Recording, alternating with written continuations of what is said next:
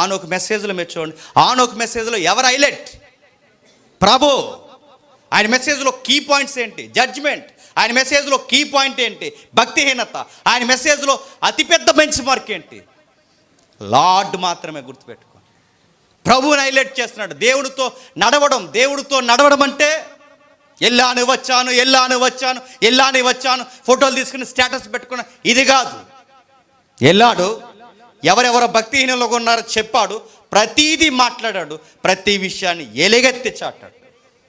మీరు ఎలాగే ఉంటే దేవుడు మిమ్మల్ని పాతేస్తాడని చెప్పాడు. ఈరోజు మెసేజ్లో ఎవరు హైలైట్ అవుతున్నారు? గుర్రాల మీద ఊరేగిస్తున్నారండి. గుర్రాల మీద ఈయనే ఇప్పుడు పేరు చెప్పిన ఆయన గుర్రాల మీద ఊరేగిస్తున్నారు. మరొక ఆయన ఉన్నారు రాజమండ్రిలో కూడా, వాళ్ళ గుర్రాల మీద. మీ గుర్రాలు ఎక్కడ దొరుకుతున్నాయి? గుర్రాల మీద తిరగడం ఏంటి? మీరు కౌబాయ్ అంటే ఏదో స్టైల్గా ఉందనుకోండి, ఆవులు కాసేవాడని.